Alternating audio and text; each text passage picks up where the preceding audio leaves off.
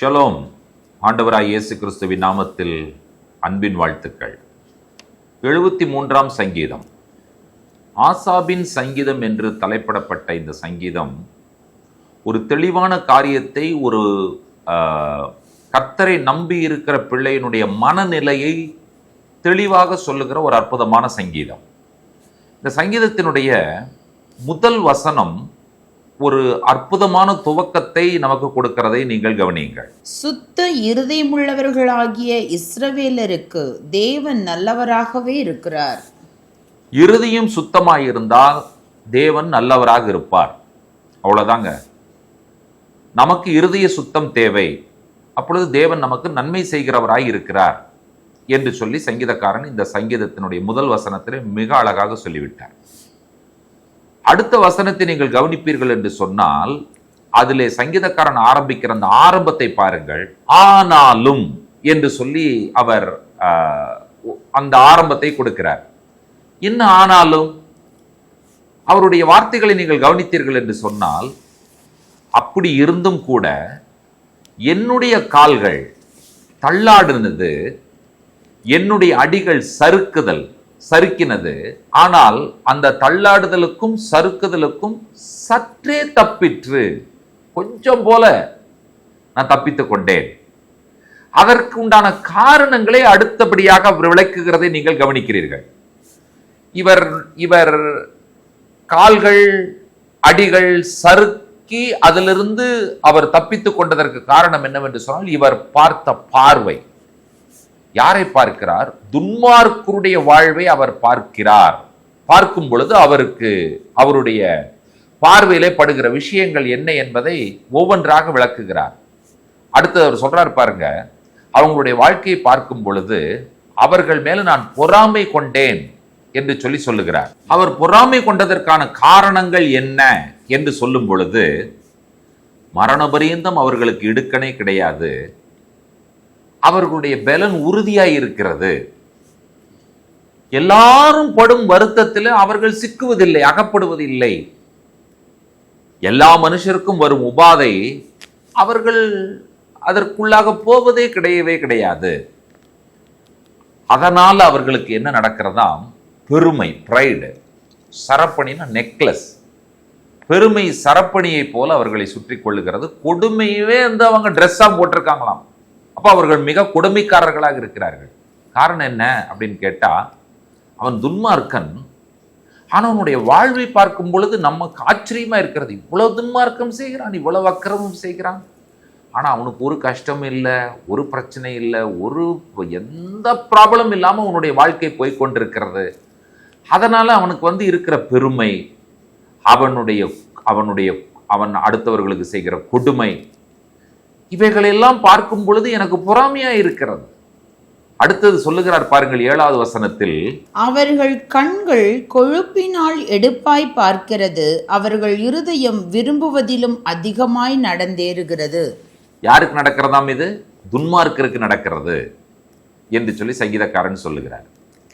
ஆகையினால் அவர்களுடைய இருமாப்பு, அவர்களுடைய பெருமை, அவர்களுடைய பேச்சு, அவர்களுடைய செயல், இவைகள் எல்லாம் மிகவும் கொடுமையானதாகவும் அருவருப்பு நிறைந்ததாகவும் காணப்படுகிறது. இப்படி துன்மார்க்கருடைய வாழ்வு இப்படி இருக்கிறது. அவன் துன்மார்க்கம் செய்கிறான், நல்லா செழிப்பா இருக்கிறான். அதுதான் சங்கீதக்காரனுடைய வாதம், சங்கீதக்காரனுடைய பார்வை. இப்ப சங்கீதக்காரன் என்ன சொல்லுகிறார் பார்த்தீங்கன்னா, ஒருவேளை நானும் அப்படி இருந்திருக்கலாமோ என்கிறதான விஷயத்தில் தான் அவர் சொல்லுகிறார், என் கால்கள் சற்றே தப்பிற்று, இல்லாட்டி நான் என்ன செய்திருப்பேன், அதே போல ஒரு துன்மார்க்கமான ஒரு வாழ்க்கை வாழ்வதற்கு என்னை நான் ஒப்பு கொடுத்திருந்திருப்பேன். தொடர்ந்து இந்த சங்கீதத்தை நீங்கள் வாசித்து பார்த்தீர்கள் என்று சொன்னால், சங்கீதக்காரனுடைய புலம்பலை நீங்கள் கவனிக்கிறீர்கள். எப்படி அவர் புலம்புகிறார் என்பதை பாருங்கள். 12வது வசனத்தில், இவர்கள் துன்மார்க்கர், இவர்கள் சுகஜீவிகள், ஆஸ்தி எப்பொழுதுமே பெருக பண்ணுகிறார்கள். அடுத்து சங்கீதக்காரனுடைய வார்த்தைகளை 13வது வசனத்தில் வாசிக்க கேட்போம். நான் விருதாவாகவே என் இருதயத்தை சுத்தம் பண்ணி குற்றமில்லாமையிலே என் கைகளை கழுவினேன். அப்ப அவர் என்ன சொல்றாரு சொன்னா, நான் சுத்தம் இருதயத்தோடு இருந்தது ஒரு வேஸ்ட். எப்படி? அவன் அப்படி இருக்கிறான், அவன் நல்லா இருக்கிறான். நான் இருதயத்தை சுத்தமாக வைத்திருக்கிறேன், எனக்கு ஒன்றுமே நடக்கவில்லை. எனக்கு நடக்கிற காரியம் என்று சொல்லும் பொழுது அவர் சொல்லுகிறார், துன்மார்க்கன் நன்றாக இருக்கிறான், சுத்த இருதயமாய் இருக்கிறேன், எனக்கு நாள்தோறும் நான் வாதிக்கப்படுகிறேன், காலைதோறும் தண்டிக்கப்படுகிறேன், எனக்கு பிரச்சனைகள், போராட்டங்கள் என்று சொல்லி அவர் சொல்லுகிறார். இப்போ அவர் துன்மார்க்குடைய வாழ்வையும் நான் சுத்த இருதயத்தோடு இருக்கிற என்னுடைய வாழ்க்கையும் நான் பார்ப்பதற்கு அறியும்படிக்கு யோசித்து பார்த்தேன், தேவனுடைய சமூகத்திற்குள் நான் பிரவேசித்தேன் என்று சொல்லி 16வது வசனத்துல சொல்லிவிட்டு அவர் சொல்லுகிறார், அவர்களுடைய முடிவை கவனித்து உணரும் மனமும் அது என் பார்வைக்கு விசனமாய் இருந்தது. எது? துன்மார்க்கன் அவனுடைய செழிப்பான வாழ்க்கை, சுத்த இருதயத்தோடு வாழ்கிற என்னுடைய வாழ்க்கை, கஷ்டத்திலும் பாடுகளிலும் நெருக்கத்திலும் இருக்கிற என்னுடைய வாழ்க்கை, இரண்டையும் நான் கவனித்து பார்க்கும் பொழுது முடிவை பார்க்கும் வரைக்கும் என்னுடைய பார்வைக்கு அது விசனமாகத்தான் இருந்தது. ஆனால் நடந்தது என்ன என்று சொல்லி கேட்கும் பொழுது, அவர்களை நீர் சறுக்கலான இடங்களில் நிற்க பண்ணுகிறீர், பாழான இடங்களில் அவர்களை விழப்பண்ணுகிறீர். ஒரு நிமிஷத்தில் எவ்வளவாய் பாழாய் போகிறார்கள், பயங்கரங்களால் அழிந்து நிர்மூலமாகிறார்கள் என்று சொல்லி சங்கீதக்காரன் சொல்லுகிறார்.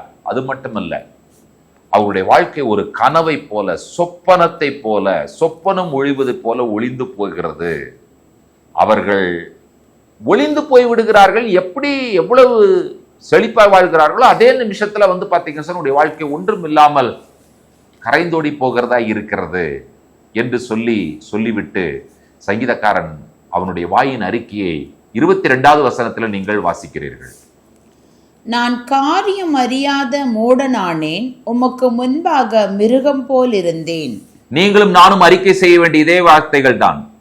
துன்மார்க்கரை பார்க்கும் பொழுது நாமும் அப்படி இருந்து விடலாமோ என்கிறதான ஒரு எண்ணம் நம்முடைய வாழ்க்கையில நம்முடைய கால்கள் சறுக்குவதற்கு ஆயத்தமாயிருந்த பொழுது சற்றே தப்பிற்று தேவனுடைய சமூகத்திற்குள் பிரவேசித்த பொழுதுதான் நான் அதை புரிந்து கொண்டேன், நான் அதை உணர்ந்து கொண்டேன். அப்பொழுது சங்கீதக்காரனுடைய வாயின் அறிக்கை, நான் காரியமறியாத மூடனாயினேன், உமக்கு முன்பாக நான் மிருகம் போல் இருந்தேன். கர்த்தர் என்ன செய்கிறார் என்று சொல்லி சங்கீதக்காரன் சொல்லுகிறார், கவனிங்கள், என் வலதுகையை பிடித்து தாங்குகிற தேவனாய் இருக்கிறார். அவருடைய ஆலோசனையின்படி அவர் என்னை நடத்துகிறார், முடிவிலே என்னை மகிமையில் ஏற்றுக்கொள்ளுகிற தேவனாய் இருக்கிறார். அவர் கடைசியில சொல்லி முடிக்கும் பொழுது, பரலோகத்தில் உண்மை அல்லாமல் எனக்கு யாருண்டு, பூலோகத்தில் உண்மை தவிர எனக்கு வேற விருப்பமே இல்லை. என் கால்கள் சற்றே தப்பிற்று, ஒருவேளை நானும் அப்படி இருக்கலாமோ என்று எண்ணினேன். கடைசியில நான் காரியமறியாத மூடனாய் இருந்திருக்கிறேன் என்பதை நான் ஒத்துக்கொள்ளுகிறேன் என்று சொல்லி சங்கீதக்காரன் சொல்லுகிறாரே. பிரியமான தேவனுடைய பிள்ளைகளே, இந்த கால வேளையிலே நம்முடைய வாழ்க்கையில நாம் சுத்த இருதயத்தோடு இருக்கும் பொழுது கர்த்தர் எப்பொழுதும் நமக்கு நல்லவராகவே இருக்கிறார். மற்றவருடைய வாழ்க்கையை பார்க்காதீர்கள்.